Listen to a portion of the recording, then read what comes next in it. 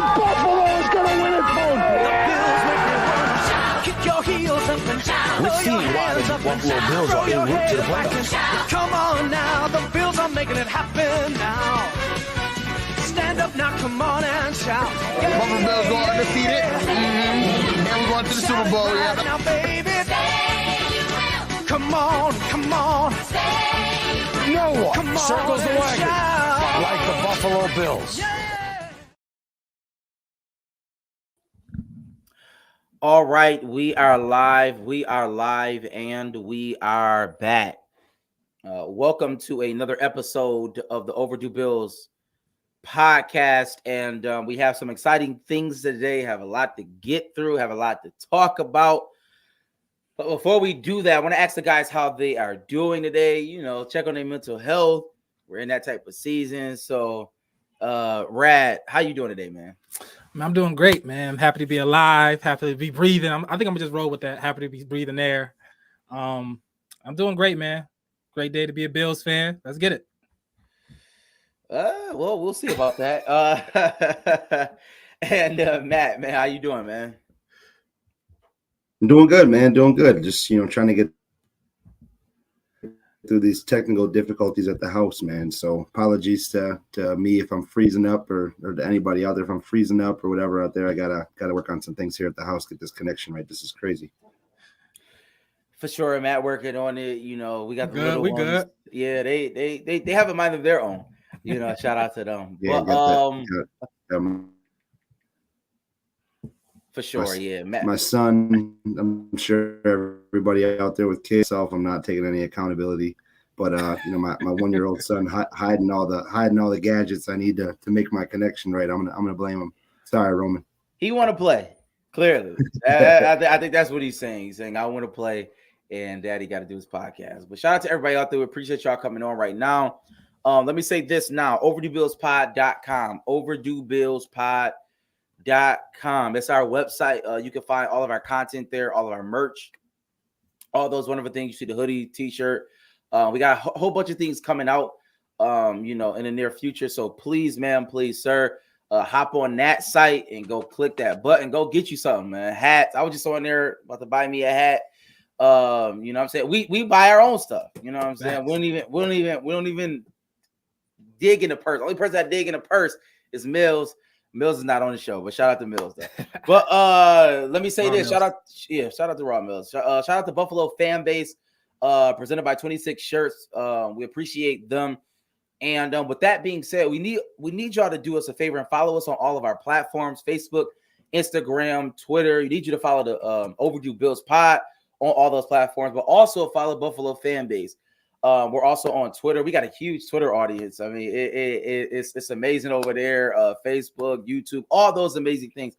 Follow us on those and like, share, rate, and review, subscribe. Do all those things. Like it, share it, rate, review, you know what I mean? Subscribe, you know what I mean? All those amazing things. We low-key streamers. So we need y'all help. We need y'all help. We need y'all help to boost the numbers up. We appreciate that. With that being said, let's get into the show. Y'all know how we start every show with a quick question of the day. Quick question of the day. And I got to ask the guys this question. Because last year and the last previous years, on all the shows, the pundits, the Good Morning Football, Good Morning America, all those amazing things, right? ESPNs, all those shows that they have. The Buffalo Bills have either been the darling that people wanted to talk about, or we've been the chalk pick. You know, we're going to go Buffalo, or it's the sexy, Buffalo to win X, Y, and Z. I got Buffalo to do this, this, and this. But honestly, on all the platforms, the other podcasts, I have not heard Buffalo's name. And pretty much when I do hear it, it's a negative connotation to it. As far as we're going the other way and what we've lost, so on and so forth. So I want to ask the guys this quick question of the day, and everybody in the comments, you can answer this. Are we happy that nobody is talking about us? Are we happy that nobody is talking to us? Right. This is interesting. I remixed it. Is it too quiet? Am I happy? I won't say happy. I guess I'm content with it, right? Because I understand when when the pundits and the morning shows are picking your team, it's because of good reasons. That means you got good players, you got a great quarterback, the coaching staff, the GM made some moves maybe in the offseason that made you the sexy quasi pick, or the performance you had last year. Right. They looking forward and saying, hey, they're due, and we've been due, right? We talk about 13 seconds. The 13 seconds, I mean, I don't want to be the person to say that was our year that we just didn't get it done. But if I want to take a preach or Mike D type of approach to it, that could have been our moment that passed us, right? The 13 seconds, we had Mahomes with them in the bag, and then we could have figured it out moving forward. But I think this is, out of the last 4 to 5 years, this is probably our worst team talent-wise on paper, right? We don't have Stephon Diggs. All our wide receivers are unproven. You know what I mean? I think Josh Allen is probably at his best, but all the pieces around him are unproven. I think James Cook is the only proven guy we have. So am I happy that nobody talking about us? I won't say happy, but this is on paper our worst, I would say, off the skill group we had in the Josh Allen era, or one of them, not the worst, because we had his first couple years were bad. I guess this is one of the worst in Brandon Beane's era. You know what I'm saying? But that don't mean they're not good. It's just not up to snuff. We don't have Stephon Diggs. We don't have, even a Gabe Davis. He was good. We don't have, you know what I mean? So we'll see. So I'm not gonna say I'm happy, but I'm content. Matt. Yeah, I don't know if I'd say the worst. I guess it's we have the least amount of, like, I guess, household names. I guess this year, like, even we had the Stephon Diggs factor. The Cole Beasleys, the guys that a lot of people knew. We don't have that this year. John Brown, yeah, we don't have that this year. So I wouldn't say, like you said, it's not necessarily our worst unit, but it's a very unproven unit, right? I think that this unit is a lot better than people give credit for. Maybe that's the homer in me, but you got some guys that are in some top projection list, fantasy wise, or even just in circles of just pure stats. You got like a Dalton Kincaid, who's in a lot of top 5 lists, for this coming season. You got a Khalil Shakir, who's on every sleeper list, a guy who's looking to perform, right? And then you got a Curtis Samuel who's got a question mark around him this year. He's got all the potential. He's just never had the quarterback to kind of put it together, so he can be like our Swiss Army knife and have a guy like Josh Allen elevate his game. So I don't know if I'd say it's the worst, but we'll be all right. But as far as it ain't the best. The media attention, yeah, no, it's not the best. But as far as the media attention, I'm not too worried about it, because there's not a lot of expectation to live up to. I guess we can exceed any expectation that's out there. We're not in the top 7 of Super Bowl picks this year. Last year we were the favorite, or in every top 2 on every sports book. We're I think we're number 7 in odds right now. So that's still is a testament to kind of say, hey, this is potentially probably a Super Bowl team if they can put it together. I'll say this, because I did ask a question. I don't mind that it's that quiet. Rad dubbed it, is it too quiet? My thing, are we happy about that? Right. And what I mean by that is, like, Matt is saying, it's kind of insane. Like, he just told me about Khalil Shakir being a sleeper in fantasy and Curtis Samuel being a question mark. I don't know. Like, we went from being a Super Bowl contender in the eyes of the public, right? Like that's how we were viewed. But in right? your own words, Sam, you always say fade the public. You always say that. I don't say that. That's just a good betting trend. But what I mean by that is, like, we were Super Bowl contenders in the eyes of the public. Josh Allen was a MVP candidate. I haven't heard nobody talks about that. I don't know if it's Buffalo Bills fatigue, or everybody views it as we're trash. Like, you know what I'm saying? And my question is it too quiet? The answer is yes, it is mad quiet. But, like, as Matt was kind of alluding to, do you think that bodes well for the aura of the Buffalo Bills, so to speak, right? Historically, blue collar, get it out the mud, right? that we got the limelight, and obviously we didn't do as good as we thought we should with it. We didn't go the distance, but now we're underdogs. So do y'all feel like is the underdog role better for us? I mean, obviously that's Josh Allen's story, right? As a quarterback, I wasn't high on him when we drafted him. Nobody was. And it was like why is we drafting this guy? The guy, the unproven guy, the guy that nobody wanted in college. He had to go to the other college. Nobody heard about him until the draft process. And he popped onto the scene, right? When we traded for Stephon Diggs, it wasn't like, oh, this team is about to become even Stephon Diggs. When we traded for him, we gave up the first. People was questioning, like, was that too much? Like, we gave up a first for Stephon Diggs. He never had 1,000 yards, or he had like 1,000 yards year. He's the number 2. Thielen was clearly the number 1. And then they popped. They got a marriage and they popped, and we did some things. But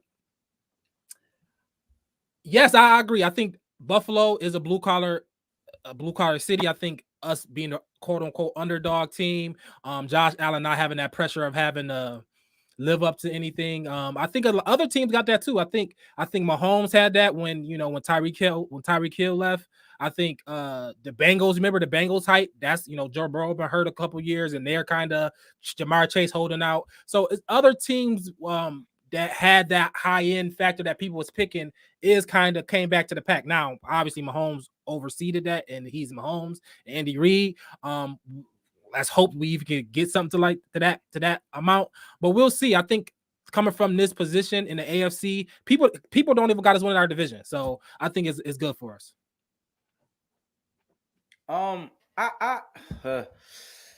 We'll see. Zach is saying that it puts a chip on our shoulder, right? And that may be true. That may be true. Maybe we do need that fire that's under us, but for me, I'm more speaking in terms of like, when that happens, people look at a lack of talent on a specific team, right? And that may be the case. I think it's something that we need to investigate, and we will investigate because we're getting ready to get to Matt 53-man roster in a second.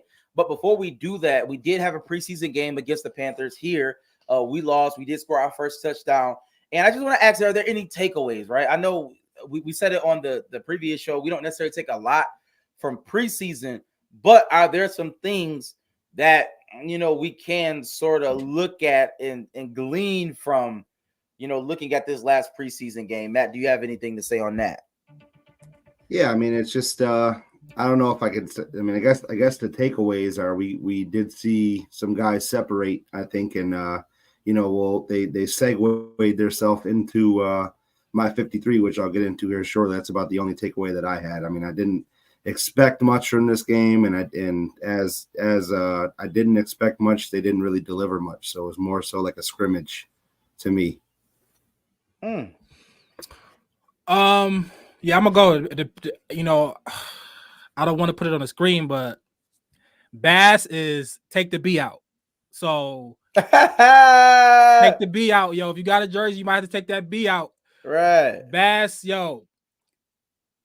I went to the game, right? I went to the game. Kids, they took the kids. You know what I mean? Just something to do.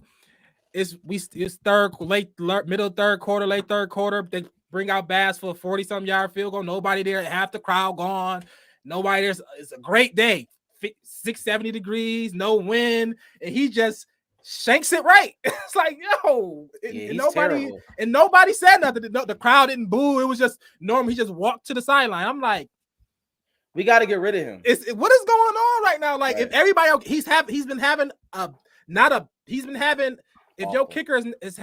a bad camp. I'm gonna just say bad. He's not having a great camp. I'm just saying but he's been having a bad camp on top of last year. The last time we seen him in the playoff game, he's having a bad camp, and he just missed a field goal from 50 yards out in a perfect day, and nobody's in the crowd. Like, what is he's not there? He's gone. He's lost his confidence. And if you got a kicker who's not confident, I know it's kind of sound corny.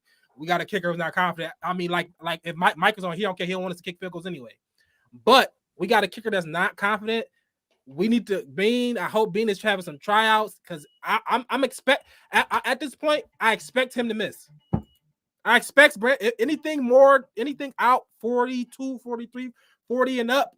I expect Bass to miss, and he probably do too, and that's sad for us. And it's come a long way from that. But Bass, you need to figure it out. And usually kickers don't figure it out.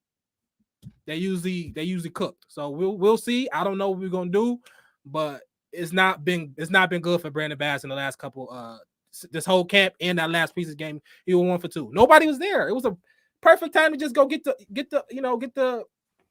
one out. Pause, and it was bad. See him go through like a That's shooter, about- man. You want that's to about see to him be. go through, and he did not. But yeah, no, I can definitely piggyback on that. I know I spoke about it a couple weeks ago.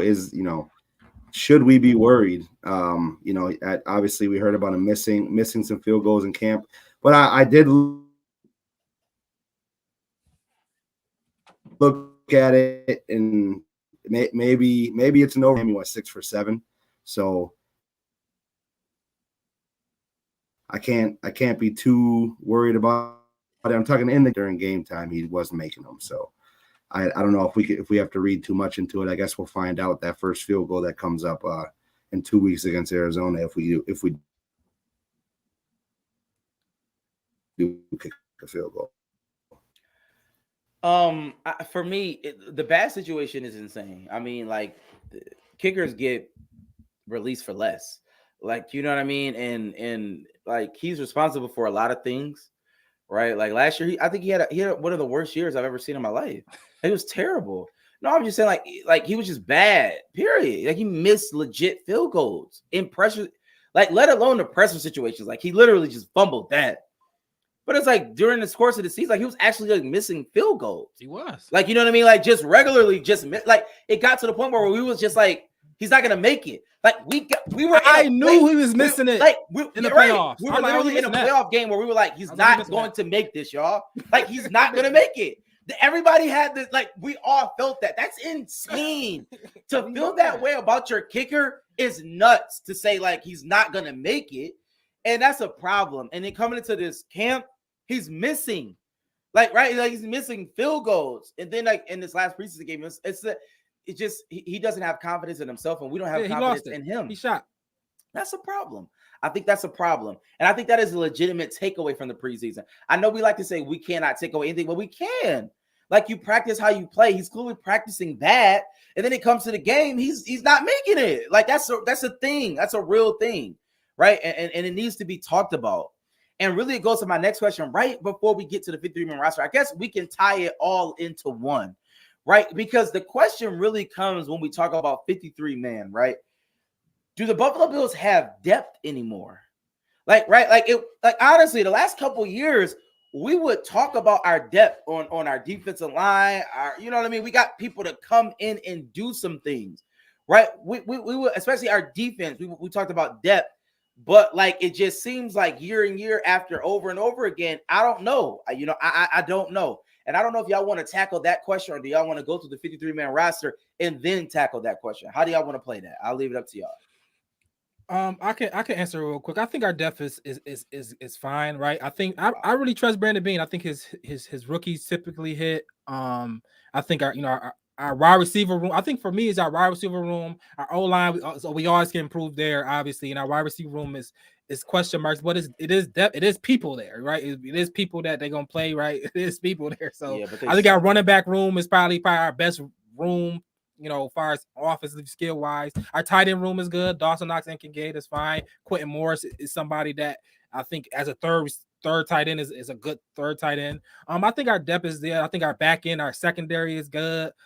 Is depth there. Our D line, our linebacker clearly. And if we keep Anderson, whatever how you say his name, Andreessen, even him, but obviously with Milano and Idrisen, and I think Milano's not playing though. I know, but he's there. But I'm just saying, I think overall depth wise, I don't think we're hurting drastically anywhere. Like, we don't have bodies. I think we got people there, and I think the depth. We do have bodies. I agree with that statement. I just think they're good bodies. But let Matt. I don't want to step on your toes. I don't want to step on your toes. Matt has his 53-man roster prediction. It is in. He sent it in, and we have it. So, Matt, you want to start with the defense or the offense first? I mean, we can start with the defense. It's not as exciting. Obviously, I think as in years past, there were some positions I think that were obviously harder than others. Obviously, the hard positions this year, I think, were wide receiver, linebacker, and really that was it. As far as in the tight end position was a little more tough than that. That those were the only kind of battles going on, and then we had some injuries that kind of thrust some other guys into that, I guess, the spotlight. And kind of gave them a shot to really dig in and make the team. And I think some guys did well, some guys did not. So starting with the defense, I mean, Rad, you could put those up. So the defensive line, I think was there was really nothing tough there, really, as far as the D line. I think those guys were kind of cemented in. We didn't really, the only question mark was Javon Solomon going to have a good camp and kind of continue on with his record season in college, and he has looked the part. As far as depth goes, I think that's one of our positions where we do have the most depth. So I'm definitely excited to see what that young group can do. And then obviously the guys that are the starters, I think they're going to do well. The linebacker. So we had obviously, the injury to Matt Milano kind of gave other guys a shot, right? You got, the Pittsburgh game, they sat Terrell Bernard, and then Matt Milano didn't play, so that kind of gave a real good look at Dorian Williams and Joe Andreessen. And then Balin Spector, I think he's going to start off a little bit, may not be on there. That might be a different one. That might be the guy we drafted in Edelifu. So with that was kind of the hardest group there. But I think what you see there is what we got. You think Andreessen is going to make the team? I do think he's going to make the team, only simply due to the fact that he's getting so much buzz that if we put him on the practice squad, that he's going to get taken. You know what I mean? I think he's good enough. I think between him and Spector, it was kind of those guys making the team. I think Spector is going to make it over Edelifu just because of him being on the team. They do like him because he's a vet. But in a special teams factor, Balin Spector kind of helps out. But Andreessen, I think the second he goes on the practice squad in New England, they're going to grab him. They've already, they talked about how they wanted to draft him, and other teams were looking at him in the draft. So I don't think he'll last in the practice squad, especially with the buzz he got. So that was one that he kind of made the team almost because we didn't want to lose him. So put that back up, Rat, if you can. The defense. So with the safety and the cornerback position, Matt, you didn't talk about that. Can you go into that just a little bit? Yeah, so I mean, with the safety and the quarterback, obviously Cole Bishop has been hurt. We signed Mike Edwards as kind of a veteran guy. He got hurt as well. Taylor Rapp, he's been the glue of that group. And then DeMar Hamlin, I think he's had a pretty good camp. You did hear a little bit about him. He was running a lot with the ones. Cole Bishop, that's insane. That's literally insane. Yep, Cole Bishop was getting a little bit of burn, but also on the other side of that though, they did show some Cam Lewis and Ingram at safety too. So I think those guys may, they are they're technically nickel guys. I think that they can also make the transition into safety as well and kind of be that number two. I don't know if he's necessarily going to start or if they don't change that up, but I think just positionally wise, that's why I had it how I had it. But I think Taylor Rapp is obviously the cement there, and then Cole Bishop will probably rise to the ranks into taking that second spot. Go on. What's your thoughts on DeMar Hamlin, Preach and Matt? What's your thoughts on DeMar Hamlin potentially being in a starting position or just getting a lot of reps? This is his first year fully back from his situation. He's fully back. He said he feel like he can play without without all the demons in his mind. He can fully play out, and he's been playing with the ones. So what's your thoughts? I'll say this: prior to the situation, DeMar Hamlin was bad. So I mean, if he was playing though, he was bad playing. He was back up because Hyde was hurt. Yeah, he was a bad player. And what I mean by that is, like, if he's telling me that he's back to where he was at, that's not good. It's like nobody wanted DeMar Hamlin to play. That's a fact. Like nobody when DeMar prior to the situation, nobody wanted DeMar Hamlin to play. It's a legitimate fact. I'm not making that up. And now he's telling us he's back to that. Well, I didn't want you to play then. I definitely don't want you to play now. I'm just being honest. Like I'm not going to shoot him any bail. You know what I mean? I'm just not. He's a bad safety. DeMar Hamlin is a below average safety in the NFL. That's a fact. That's not like that's legitimate facts. As Does a anybody starter, disagree with that? As a starter, I want to be. I'm not. He below average. I'm not. Excited as him being a starter, right? Because I don't know what DeMar Hamlin does well, right? Nothing. I don't know if he's a fast guy. I don't know if he tackles great. He's not a ball hawk per se. Do. He doesn't. He puts. You know what I'm saying? He get dirty. He'll go in for a tackle, right? Oh my god. Yo, getting dirty is crazy. He'll go in for a tackle, but as a cover corner, right here, shout out to Nick. Nick said that he think Hyde will be back before week 8. I mean, that's what's casting. I mean, hopefully, we'll see. I'm with it too. We'll see. But I mean, Hyde, Hamlin, a retired Hyde who don't want to play, or Hamlin who's healthy. Either way, you're not excited about that position. You know what I'm saying? Justin Simmons just got signed. We could have signed him for $5 million, $8 million. You know what I'm saying? See, and that's why when y'all be saying that when Bean we trust, and I love Bean, we ain't had go to we don't got the money, like, bro. We don't got the money. I figure it out. Everybody else figures out a way to get money but us. Like, figure it out. Restructure everybody deal. Like, I don't care what you do. You know what I'm saying? Restructure Deion Dawkins deal. What is he doing? You know what I'm saying? But anyways, he got the AAA commercial. You see it? Yeah, I seen it. Yeah, shout out to him. But no, in all honesty, I would take Hyde because the defense that we run, like, it is contingent upon us having competent safeties. I don't think DeMar Hamlin is competent. Interchangeable. Yeah, I think having interchangeable safeties is key. You think DeMar Hamlin is competent? Like, honestly. I don't think he should be the starter. Not that I don't think he's competent. I don't. If we're gonna put the best product out there, I don't think he should be in that equation. So you won't wrap him. But if Bishop is healthy, you think he got the nod on him? Yeah, I think even being young, I'd throw him out there. And absolutely. Like I'm with Nick in the comments. I was thinking he'd be back, after Labor Day. I think he would spend the summer in San Diego and come back to the team. I don't even think it's going to take to week 8 for us to bring him back, to be honest with you, with the injuries that we got and just what we have. You know what I'm saying? I think it's an immediate step above.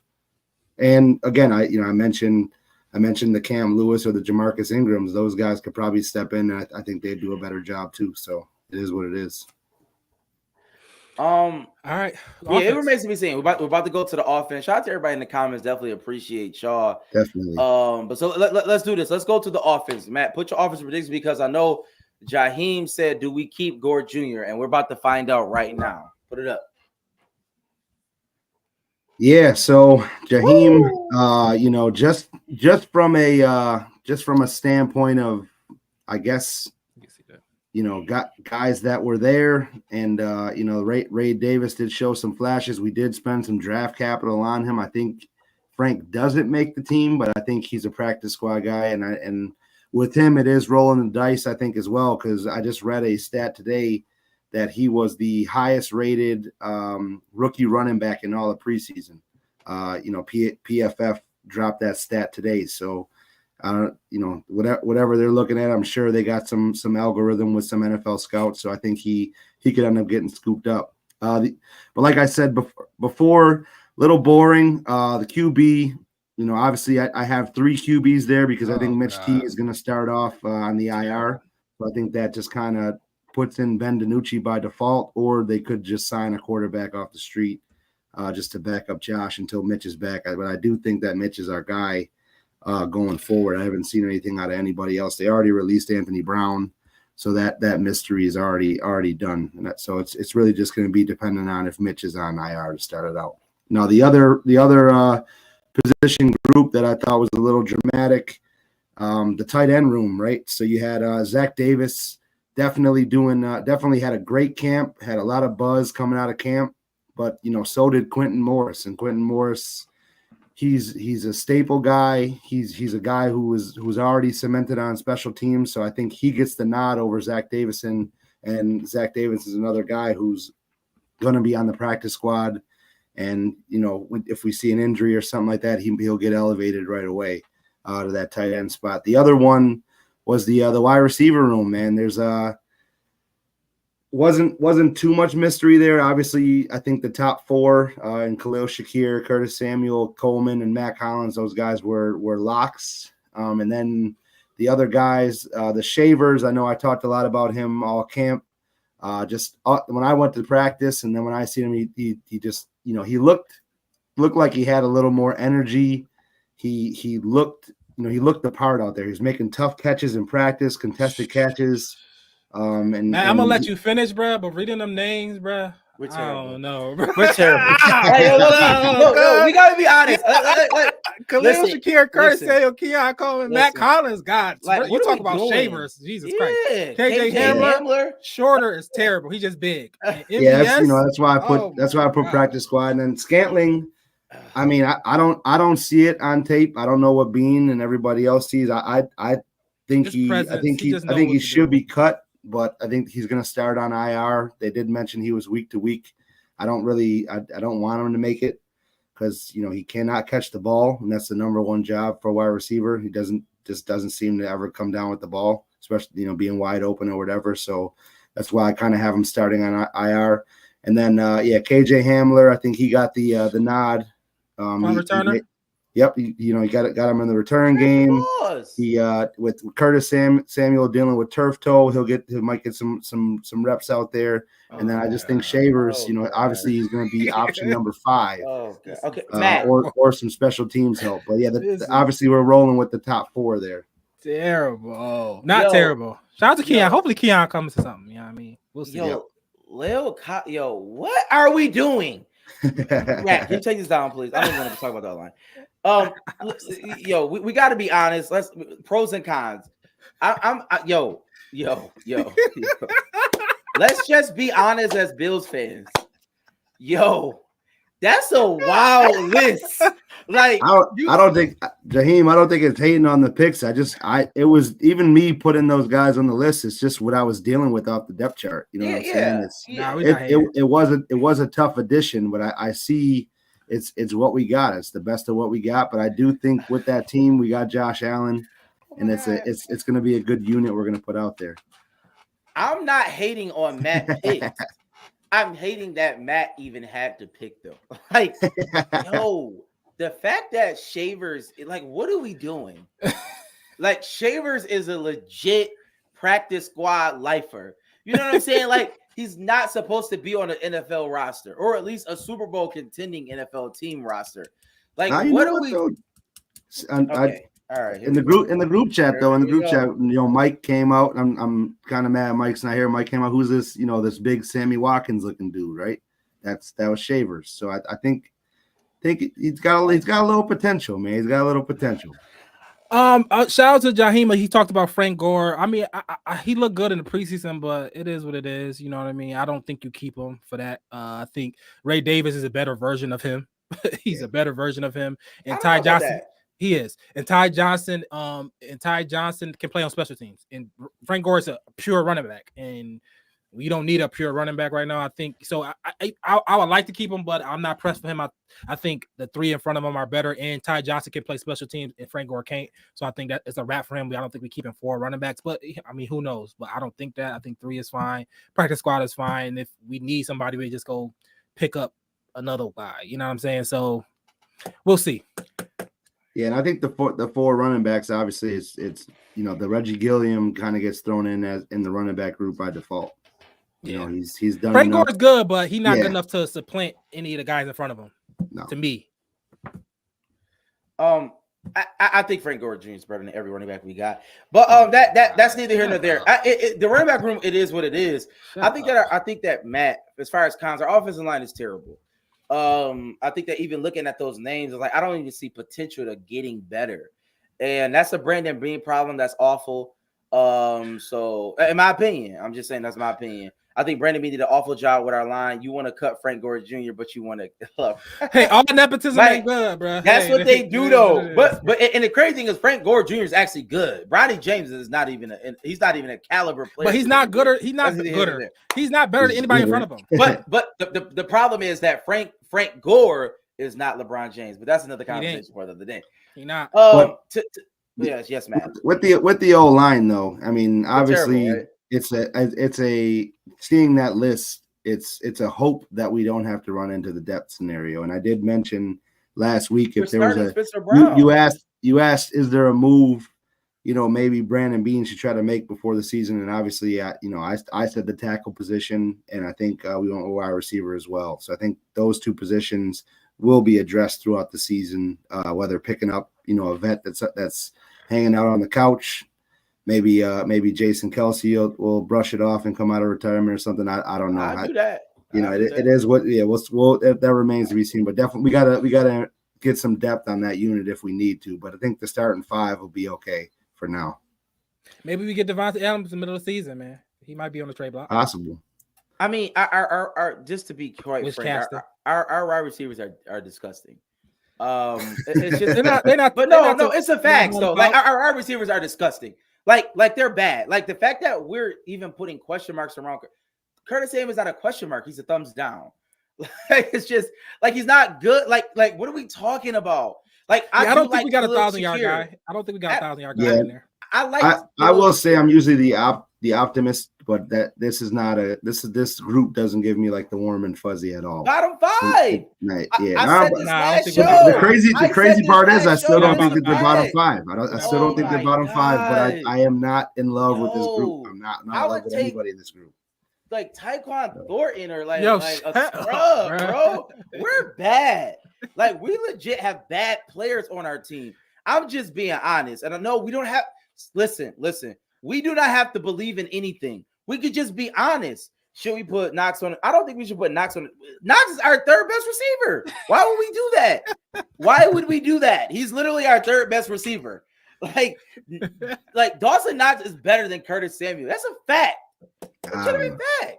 I don't think I can do it. I don't think I can go. What can Curtis Samuel do?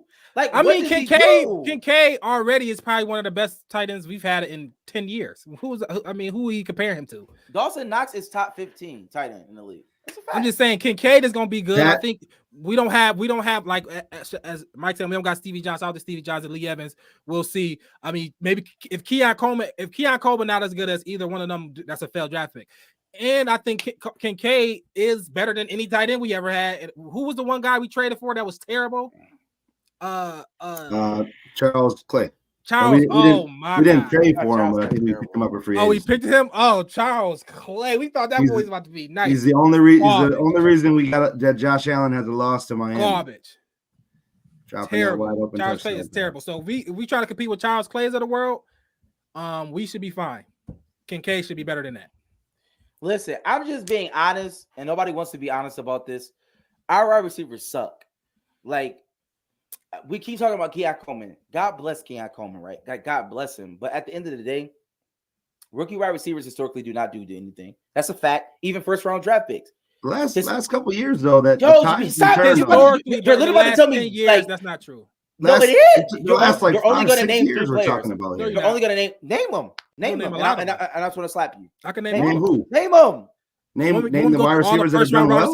Start naming them, and then we're going to compare them to Keon Coleman. Oh, okay, he wasn't a first round pick for one. He wasn't a first round. Number one. That's another blemish. Okay. So but I can name a lot of them. But I'm not saying he's dumb. Jamar Chase, Justin Jefferson. Like, are you going to name the best players of all time? Keep going. Like, what are you talking about? Like, okay. So let's just name the best wide receivers in football. Like, what are we talking about? But you got some high-end second-round draft picks, or even late first rounders. In the league, he's not going to be. I'm not saying he's going to be. So he's going to be the best player in the league. I'm just combating your statement. Your statement was wrong. I'm saying historically. No, my statement is a fact. Historically, rookie receivers do not do anything. Historically, that's a fact. That means over the long tenure of the NFL. Yeah, but it's a new NFL. It's a new NFL. No, you say it's a new NFL. You're literally naming 3 good players. And I named more than 3 players. You know what I'm saying? Shout out Puka. Shout out Jamar Chase. Shout out Justin Tank Dell. Oh my God. Tank Okay, Dell, move Jordan on. Addison. Let's Those guys talk. have all have pretty. Jordan pretty Addison talk. had. Okay, all right, cool. What? We can name. We can go. We can do it. There's a couple guys that are in there that Keon Coleman could definitely be that type of receiver and have a successful year. We can do it, bro. I'm not saying he will. okay, But I'm just got combating your statement. Your statement is a little falsy.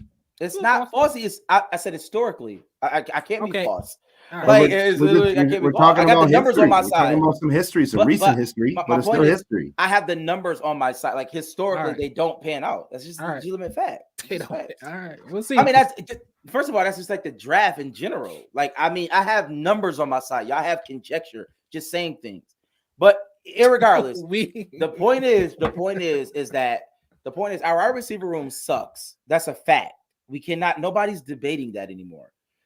Our offensive line is lackluster, not even at best. They're just bad. Like, we have bad players. You got bad players at some spots. Yeah, not overall. That's what I'm saying. I don't think it's an overall bad line though. I don't think like we have bad. Okay, we got bad players at some spots. We got two or three bad. That's what that means. We got two bad spots.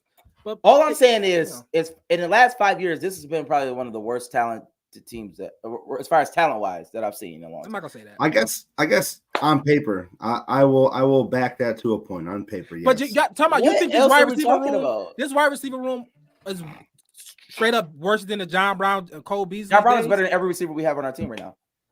I can't.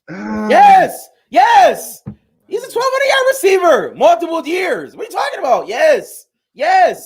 John Brown is better than every receiver we have on our team. Yes. It's a fact. I think Shakir can be as good as John Brown is better than Khalil Shakir as it stands right now. Okay, I look at Shakir as a Robert Woods. Well, type. God bless you. Well, you're the only one that does that. Until we see. I'm with you. I'm with you. I've been calling Shakir out since his rookie year. Yo, stop. like stop, because like we're just saying stuff. Like, yes, I want Shakir to be great. I think we all want everybody to be great. Our talent is garbage, y'all. Let's call a spade a spade. Not just me, but Vegas agrees. Generally, Vegas is right. That's just a fact. What do you mean? What do they agree about? What do they agree about? What place are we, Matt? We're top 7, still top 7 in Super Bowl betting. We weren't picked to win our division last year. We were actually picked 3rd, so that's not too surprising. I will say this though. I guess we got the best quarterback in the league allegedly. That's what I mean. So we got the best. We got a chance. Josh Allen has a chance to really go out there and have a no doubt MVP season if he pulls this group on paper, and he comes out and has a year like last year. We win the division. I think he's a no-brainer MVP.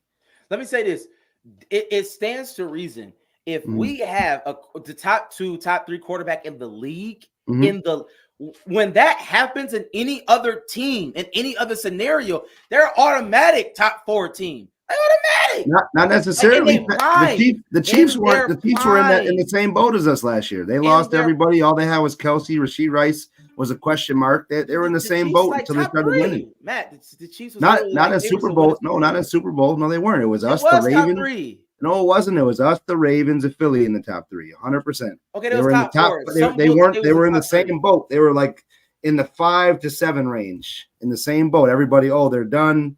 Their decline is about to happen.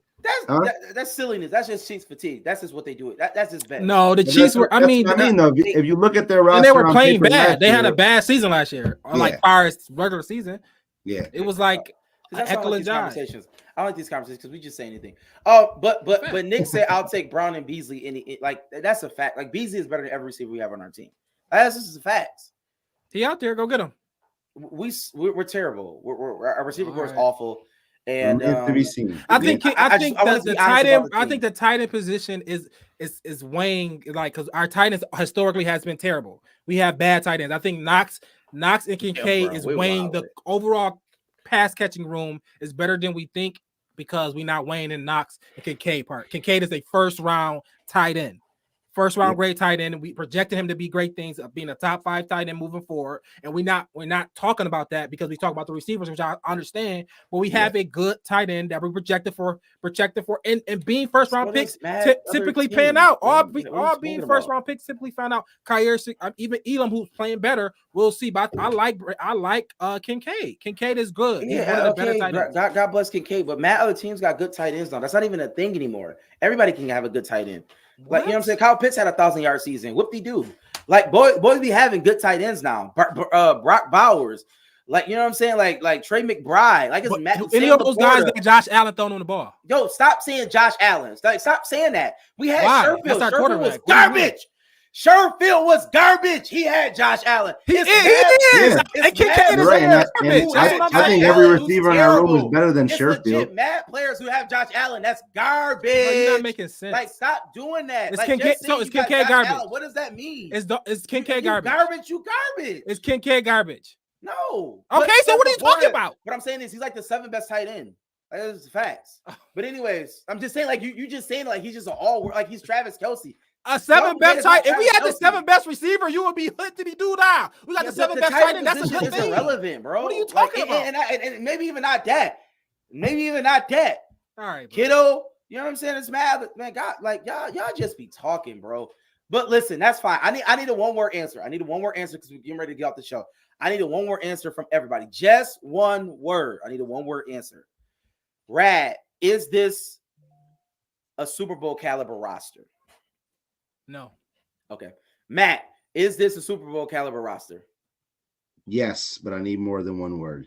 You cannot have one word. So that's the whole point of the. I have to be able to explain myself. You cannot. No, it's one word for that reason. So you can sound as insane as you want to sound. If we win a Super Bowl, it'll be shocking. I'll die on that hill. Yes. I don't think we win a Super Bowl. It's for me. It's a no, and it's a family show. And I want to say another word, but I'm not gonna say it. But shout out to the team. Let me do this real quickly. No, I'm gonna do that. I'm gonna ask that question next. Next show. I want to ask that question next show. So we're gonna get off right now. But let me give you a show forecast. Let me do this real quickly. We're gonna do our game preview. Our a game is coming up next week. Not this Sunday, but the following Sunday. So next week, Monday, we're gonna do our game preview. We're going to do our score predictions. We're going to have all that. We're going to ask some questions about our staff, about our coaching. You know what I mean? Like, we're going to get into it all. Our stadium, this new stadium, that's an eyesore. We're going to get into a lot of things, everybody. So please be on that show. That's going to be an action-packed show. We're going to try to have everybody on the show. Everybody going to be doing their fantasy. I know I got some fantasy joints going up, man. It's going to be crazy. Is we bringing somebody on this show? Is this the show we bring somebody on? Yes, we're going to bring somebody on. We're not going to release who the special guest is. Yes, DM us, but you gotta like and share. We gonna look at we looking at your shows, seeing if you support the pod. If you not support the pod, you ain't coming on. I'm just being honest on that. So we appreciate everybody. Shout out to everybody. Please like, share, rate, and review OverdueBillsPod.com. And I got a submission for a song for the Overdue Bills, an intro song. Shout out to my brother Ili Ali. He sent some songs. I gotta send it to the guys. I do want to premiere it next show. It's an Overdue Bills centric song, right? Like it's lit. So we definitely lit. So we definitely we gonna put that out there next show. To just we move into a higher heights, y'all. Like I told y'all this. You know what I mean? Get with us now, man. Get with us now. We're about to blow up. And so shout out to all y'all in the comments. Appreciate y'all. Y'all got anything else on the show? Nah, man. Thanks for the support. DM us to get on the show. We looking for the guests. We have you on next week. Let's get it. And if we have any sponsors, man, hit us in the DMs, man. We got people we talking to right now. But if you need something to be sponsored on this show, please do that. And y'all know how is back next week. Contest is back. Our absolutely. Score prediction contest. Let's get it. Absolutely. So y'all know how we end every show with a little bit of that. Hey. Only Buffalo is going to win it, folks. Kick your heels up and down. Let's see why the Buffalo Bills are en route to the playoffs. Come on now, the Bills are making it happen now. Stand up now, come on and shout. Buffalo Bills go undefeated.